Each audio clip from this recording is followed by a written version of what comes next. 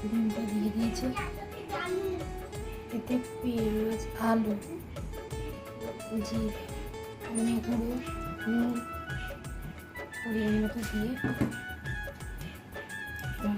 ভালো করে ফুটিয়ে নেব।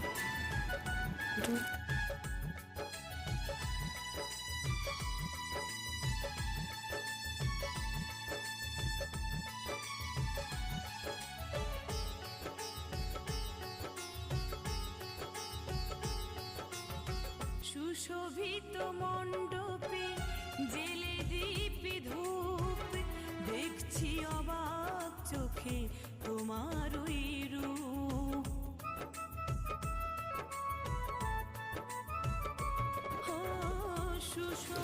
পটলগুলোকে উল্টো করে আমি ভাজতে দিয়েছি,